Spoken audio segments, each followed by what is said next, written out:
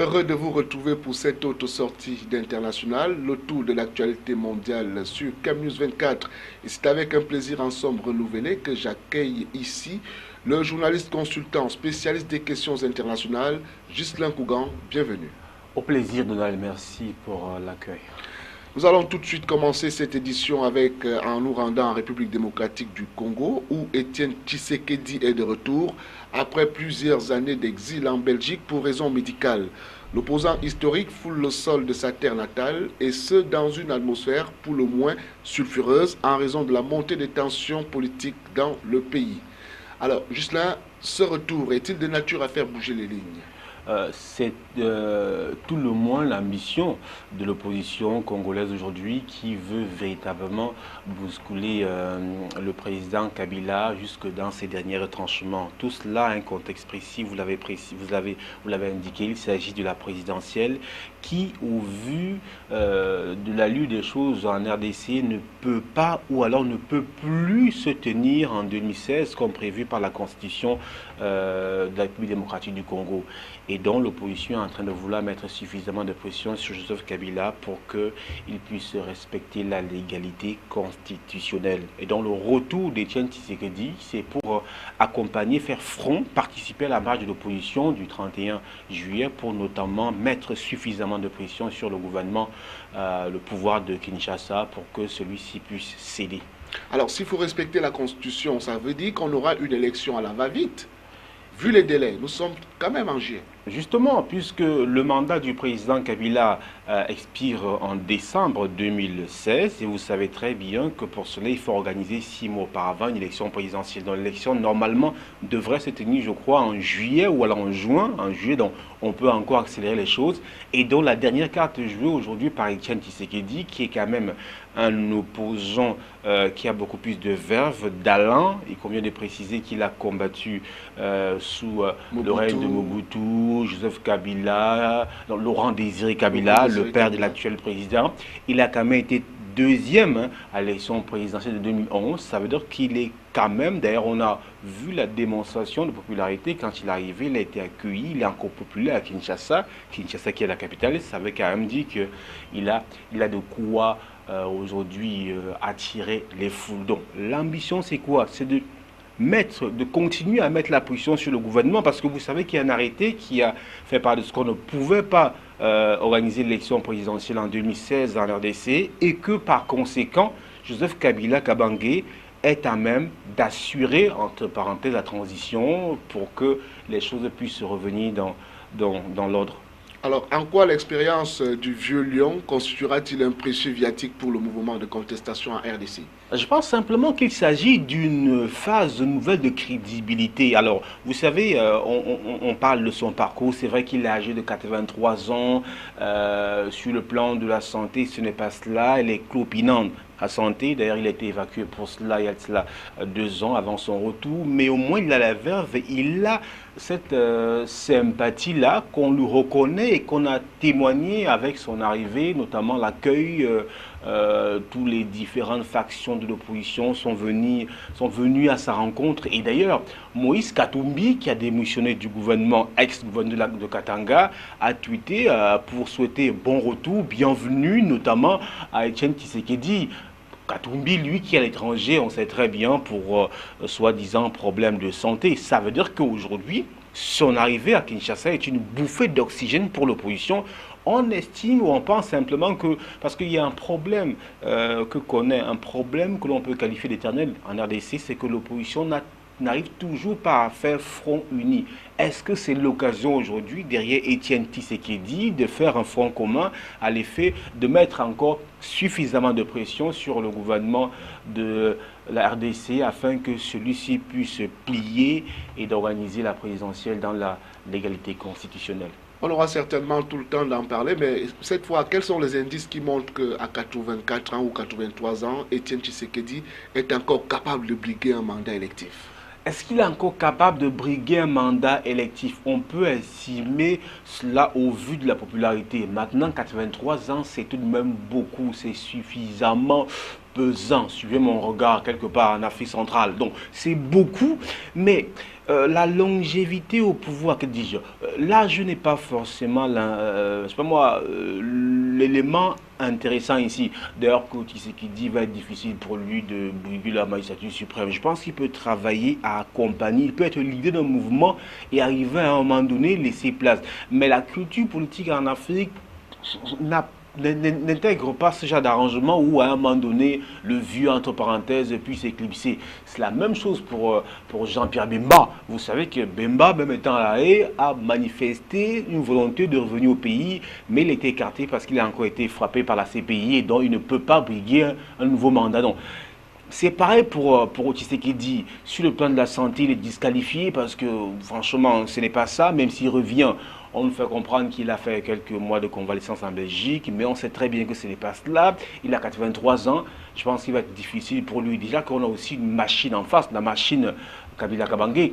Je pense qu'aujourd'hui, l'espoir de la RDC d'une alternance du côté de l'opposition devrait se reposer logiquement sur Moïse Katumbi, qui est encore plus jeune, plus fervent, qui a quand même gagné aussi dans le milieu du football. On sait qu'il est le président du tout-puissant Mazembe. Oui. Nous allons à présent au Soudan du Sud. Le président du Soudan du Sud, donc, Salva Kiir, a annoncé lundi 25 juillet avoir nommé Taban Deng comme vice-président en lieu et place de son grand rival, Riek Machar. Le mouvement de libération du Soudan du Sud a désigné samedi Taban Deng Gai, un ministre issu de ses rangs, au poste de vice-président par intérim du pays. Il assumera ses fonctions jusqu'au retour de Riek Machar. Durant l'absence temporaire du vice-président de la République du Soudan du Sud, Dr Riek Machar, nous avons nommé le général Taban Deng Gai vice-président. Je pense que IO est à 100% pour la paix. Tous les généraux du SPLM dans l'opposition, les citoyens, la population, tous soutiennent la paix et souhaitent poursuivre la mise en œuvre de l'accord de paix. Ils savent également ce que je peux apporter. Je ne fais que combler un vide. Si Riek Machar revient, je m'écarterai, si cela est susceptible de ramener la paix au Soudan du Sud. Vendredi, Machar a demandé la révocation de Deng Gai du mouvement de libération du Soudan du Sud, l'accusant d'avoir fait défection au profit du camp de Salva Kiir. Il a également demandé au président Kiir de lui retirer son poste de ministre de l'Industrie minière dans le gouvernement d'unité nationale. Le docteur Riek Machar a quitté Juba ce mois suite aux violences qui ont coûté la vie à près de 300 personnes du 8 au 11 juillet dernier. Il n'a toujours pas répondu à l'appel de Salva Kiir qui lui a demandé de revenir à Juba pour poursuivre la mise en œuvre de l'accord de paix de 2015. Il dit craindre pour sa vie. Selon ses proches, il a trouvé refuge dans les environs de Juba. Samedi, le président ougandais Yoweri Museveni s'est entretenu à Entebbe avec son homologue sud-soudanais. Au centre de leurs échanges, les questions de développement dans la sous-région ainsi que les tensions politiques au Soudan du Sud. Voilà. Qu'est-ce qui explique cette nomination de Taban Deng comme vice-président? Je pense qu'il s'agit simplement d'un appel qui a été lancé par Salva Kiir demandant à Riek Machar de regagner la présidence, de regagner la capitale Juba afin qu'on puisse poursuivre les deux parties prenantes la mise sur pied de l'accord de paix signé en 2015. Et donc, Riek Machar n'a pas répondu à l'appel lancé par le président Salva Kiir et donc Salva Kiir a donc décidé de nommer un vice-président. Il convient de préciser que ce vice-président qui est nommé était membre de l'ex-rébellion qui est aujourd'hui pilotée par Riek Machar. Ça veut dire quoi? Ça veut dire au moins deux choses. Premièrement, la rébellion est divisée à travers sa nomination déjà. Cela traduit une division. Deuxièmement, Salva Kiir essaie un peu le temps, je ne sais pas moi, d'une nomination ou de quelques temps, si vous voulez, de repousser, d'écraser, de réduire, d'essayer d'écarter encore un peu son rival, son premier rival, son rival frontal, qui est Riek Machar. Mais de ce côté, on nous a fait savoir que cette nomination, elle est temporaire, intérimaire même, le temps pour Riek Machar de retourner à Juba. Non, je ne pense pas que la nomination soit temporaire. On peut peut-être estimer qu'il s'agit de nommer celui-ci pour inciter Riek Machar à regagner plus facilement Juba. Mais je pense que non, puisque le président a demandé à Riek Machar de rejoindre Juba. Riek Machar l'a pas fait. Il a exprimé pourquoi. Il a expliqué en disant que toutes les conditions ne sont pas réunies pour son retour à Juba. Pourquoi? Parce que, vous savez, les combats qui ont opposé les forces de Riek Machar à celles de Salva Kiir du 8 au 11 juillet ont été beaucoup plus fatales, ces combats-là, pour le camp de Riek Machar qui a beaucoup perdu. Donc il s'est agi d'une opposition de force au terme de laquelle c'est plutôt Riek Machar qui a perdu. Et donc, on a évalué les forces et c'est la raison pour laquelle, après cette défaite, entre guillemets, Riek Machar est parti de la capitale. Il s'agit pour lui de reconquérir, de retravailler son dispositif à l'effet de revenir à la capitale, étant capable de tenir tête notamment à Salva Kiir. Or, aujourd'hui, il se trouve qu'après ces combats-là, Riek Machar n'est plus capable aujourd'hui d'affronter le président Salva Kiir sur le plan. Juste là, ça confirme donc, le départ de Machar confirme, de Juba confirme son implication dans ces attaques du début du mois de juillet. Je ne pense pas. Je pense que on a exprimé ici que aujourd'hui on n'est plus convaincu de ce que Salva Kiir ou Riek Machar maîtrisent véritablement leurs troupes. On a dit qu'ils avaient des généraux, deux généraux qui vraiment ne s'entendaient pas. Donc il s'est agi peut-être à ce moment-là d'une bataille par personne interposée. Donc, vous avez un général, j'ai le mien, et puis ces deux généraux ne s'entendent pas. Donc, ils ont essayé de régler leur compte en réalité. Donc, il n'est pas... beaucoup de gens aujourd'hui s'interrogent sur la capacité notamment de Riek Machar à maîtriser ses hommes. Et cela s'est traduit par le nouveau vice-président qui a été nommé, puisqu'il est un dissident. Enfin, il fait partie de l'ex-rébellion, mais qui a voulu, comme on l'a notifié, faire cavaler seul, se liguer contre Riek Machar. D'ailleurs, vous savez qu'Riek Machar a demandé à celui-là, notamment, de ne pas accepter le poste, comme quoi il est en train de faire cavalier seul, il s'agit d'une vengeance. Et le nouveau vice-président a rappelé que la rébellion ne se résume pas à la personne ou à la personnalité de Riek Machar. C'est vrai que chacun veut jouer sa carte. Et je pense que c'est au profit de Salva Kiir aujourd'hui qui est parvenu à diviser la rébellion. Maintenant, est-ce que cette division va apaiser les tensions? Je ne pense pas que Riek Machar puisse s'arrêter, puisse se confiner, puisse constater et puis rebrousser chemin. Donc, les jours à venir ne seront peut-être pas gais, mais il est une chose qui est à notifier, c'est que Salva Kiir, à travers cela, a au moins montré aux yeux de la communauté internationale que ce n'est plus lui aujourd'hui qui crée problème, il s'agit plutôt de Riek Machar. Et au détriment peut-être de travailler pour la paix comme il a annoncé, il est plutôt rentré dans une bataille tactique et technique pour fragiliser davantage Riek Machar et montrer aux yeux du monde que c'est Riek Machar le mauvais pion. Justement, quel est désormais l'avenir de cet accord de paix signé en août 2015, censé mettre un terme à une guerre civile dévastatrice déclenchée en décembre 2013? D'après ce qui se passe, c'est justement dans la continuité de la mise en œuvre de l'accord de paix signé en 2015 que Salva Kiir a estimé qu'on ne pouvait pas laisser vacant le poste de vice-président, raison pour laquelle il a tendu la main à quelqu'un qui émane également de la rébellion pour venir notamment pour qu'ils puissent ensemble mettre en application l'accord de paix signé. On a envie de dire que la paix, c'est pas pour demain. Pour bientôt, franchement, oui. Et pourtant, en Somalie plutôt, au moins 13 personnes ont été tuées mardi près de l'aéroport de Mogadiscio dans un double attentat suicide à la voiture piégée revendiqué par les Chebab. Au moins 9 morts, une quinzaine de blessés, des otages. C'est le bilan encore provisoire de l'attaque qui se déroulait dans l'après-midi dans la capitale somalienne. La cible, un hôtel de Mogadiscio, attaqué à l'explosif et à l'arme automatique, un mode opératoire utilisé par les Chebab. Le Nassa à Blood est fréquenté par des hommes politiques et des membres de la diaspora somalienne. Les insurgés islamistes ces derniers mois ont multiplié les attaques contre ces établissements en vue. Avec toujours le même scénario, une voiture piégée qui explose à l'entrée, puis un commando qui sème la mort à l'intérieur.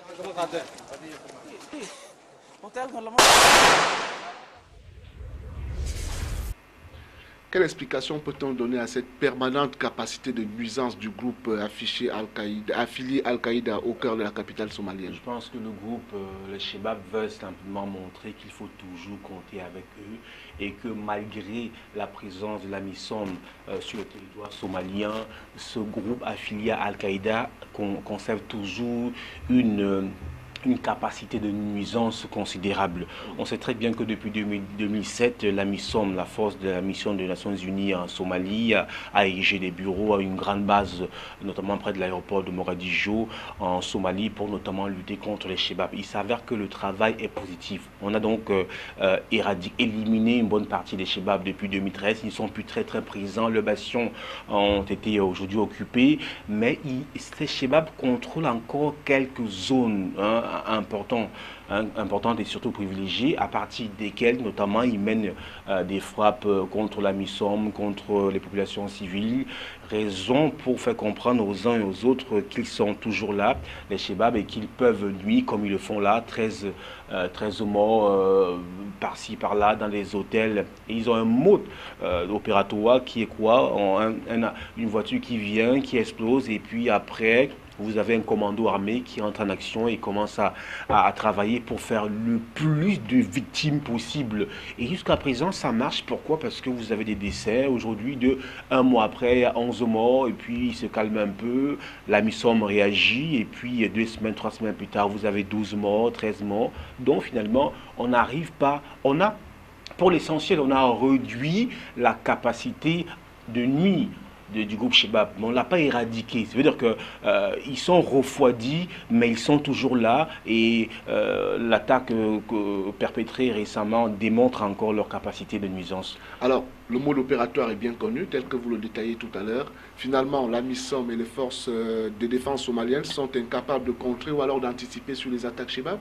Je pense qu'il est difficile d'anticiper. On pourrait aussi estimer que le gouvernement camerounais, le gouvernement nigérian, les pays du bassin de Grand Lac sont aussi incapables d'anticiper sur les frappes de Boko Haram. Mais non, il s'agit des frappes lâches. Là, le mode opératoire est connu. Une voiture piégée et qui explose, et puis il y a un commando. À chaque fois, c'est la même chose. Hein. Mais comment est-ce qu'on fera pour savoir que cette voiture-ci est piégée? Un manque de contrôle. Mais comment? Justement, il faudrait que ce soit filtré, les entrées. Peut-être cette zone est bien sécurisée, hein, on l'a fait savoir. Non, je pense que... la zone cible des attaques est bien sécurisée. Je pense qu'il faut comprendre quelque chose. Les Chebab affiliés à Al-Qaïda, ce sont aussi des gens intelligents. Alors qu'il y en a qui infiltrent les populations civiles. Il y en a qui, pour mener une frappe, préparent le terrain. On peut préparer une frappe pendant un mois. Il y a un monsieur qui vient, qui habite avec vous 2 semaines, 3 semaines, vous le prenez déjà comme votre voisin, comme votre ami, comme votre frère. Il vit au sein de la population civile. Celui-là, par exemple, qui est censé poser une bombe ou faire ci ou faire ça, et donne suffisamment de renseignements. Il s'agit d'une question de renseignement. Et vous savez aussi qu'en Somalie, il n'y a pas suffisamment, je veux dire, de renseignements, comme si on était, je sais pas moi, aux États-Unis, ou on était en France, ou alors en Angleterre, au Royaume-Uni. Je pense simplement qu'il faut renforcer comme le fait. Il y a quand même 22 000 hommes, les forces de la MISOM du côté de la Somalie, mais on n'arrive toujours pas. Est-ce qu'il n'y a pas aussi des coups montés à l'intérieur? Est-ce qu'il n'y a pas de fuite? Des complicités internes, ça ne manque jamais. Et je pense qu'aujourd'hui, voilà encore un fait majeur qui amène à revoir un ensemble de choses pour véritablement éradiquer les Chebab en Somalie. Restons en Somalie pour aller maintenant savoir en quoi cette nouvelle attaque peut-elle perturber le processus électoral d'ailleurs imminent. Justement, ça peut perturber. Pourquoi? Parce qu'il s'agit, je pense que le délai est donné pour le mois d'août, hein, pour qu'on puisse élire de nouveaux sénateurs, députés et même un nouveau président. Alors, à partir du moment où il y a cela, dans une sorte d'insécurité, il n'est pas aussi aisé d'arriver à ce genre de processus, un vote, une élection, quand les populations ne sont pas rassurées. Comment est-ce qu'elles vont aller voter? C'est difficile. Alors qu'on sait très bien que le pays est déjà en train de sortir de cette crise-là à travers une élection qui est préparée et annoncée depuis de longue date. Le sport intéresse aussi international avec le nouveau président de la Fédération internationale de football FIFA, Gianni Infantino, qui espère voir le nombre de pays participant à une Coupe du Monde passer de 32 à 40 à partir du Mondial 2026. Alors, juste là, Que gagne l'Afrique, sinon son football, dans cette projection de voir le mondial passer de 32 à 40 équipes? Premièrement, je pense que l'Afrique peut gagner au moins 2 places. Dans les dires de Gianni Infantino, on le sait très bien, lorsqu'il était en campagne, il avait dit qu'il se sentait comme le candidat de l'Afrique. Eh bien, étant au Nigeria, en visite, il a saisi là-bas le bon pour un peu vous dire, je vous ai fait une promesse, eh bien, je n'ai pas oublié, je travaille pour la tenir. Il exprime qu'il va discuter avec le conseil, je pense, de la FIFA, parce qu'il aimerait que pour à partir de 2026, que la Coupe du Monde se joue avec 40 pays et non pas 32 comme aujourd'hui. Et dans ces 8 places supplémentaires, il estime que l'Afrique aura au moins 2 places. C'est-à-dire que l'Afrique partira de 5 à 7 places. C'est intéressant.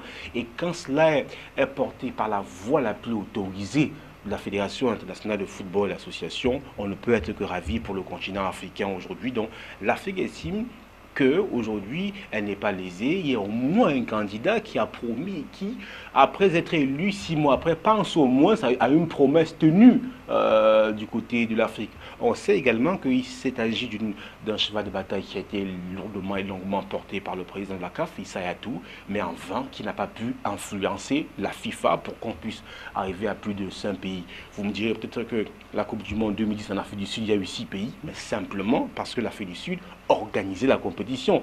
Et après 2010-2014, l'Afrique est revenue à 5 pays. Et qu'est-ce qui empêche à l'Afrique de porter l'Afrique peut-être à 10 équipes?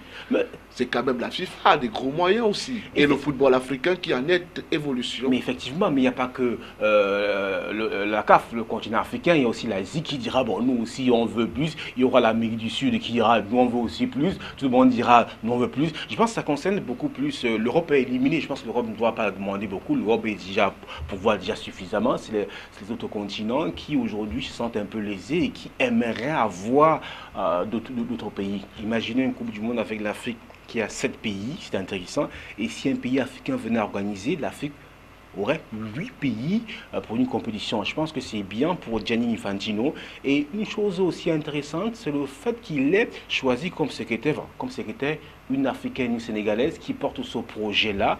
Et on peut comprendre logiquement qu'ils disent qu'il se sentait comme le candidat africain. Et donc il estime que la FIFA, c'est l'Afrique qui a gagné. Mais je pense que c'est encore un combat à mener, parce que c'est jusqu'en 2006, on saura, je crois, en novembre 2016, si c'est possible qu'on aille de 32 à 40 pays pour les mondiaux à venir, à partir de 2026. Moi, je serais un peu chauvin. 10 ans nous séparent de 2026. Pourquoi pas confirmer ces 2 places qu'Infantino fait miroiter à l'Afrique en 2022? Simplement parce que les Coupes du Monde 2018 et 2022 ont déjà été arrêtées pour tout le dispositif. C'est-à-dire que tout est calé, arrêté déjà. On ne peut pas revenir dessus. Donc lui, en tant que président de la FIFA, ne peut suggérer cela que pour 2026. Et je tiens à préciser que 2026, d'ailleurs, tout va aussi être calé, je crois, en 2016. Et puis, je crois, en mai 2020, je crois qu'on saura tout de tout cela. Alors, le continent aura-t-il plus de chances, dans ce contexte de mondial à 40, de gagner la Coupe du Monde de football? Je vais être pessimiste. Je ne pense pas Et pourquoi? Je ne pense pas que le fait de mettre... Avec un football qui en est évolution? Non, je pense que ça va travailler, ça va pousser les équipes africaines à se surpasser, à travailler suffisamment, à être davantage professionnelles, à être davantage compétitifs, à mettre les moyens. Maintenant, est-ce que ça va accroître les chances des pays africains de remporter la Coupe du Monde? Théoriquement, c'est vrai, mais sur le plan pratique, je pense que l'Afrique a encore beaucoup à faire. Nous allons garder espoir en espérant que les 2 places qui seront ajoutées à l'Afrique en 2026 vont amener le continent à porter haut le trophée de la Coupe du Monde. Et c'est sur ce que nous mettons un terme à cette édition. Merci Ghislain d'avoir accepté l'invitation d'International. Au plaisir. Et à vous, chers téléspectateurs, gardez la main et restez sur Canal 24. Nos programmes se poursuivent.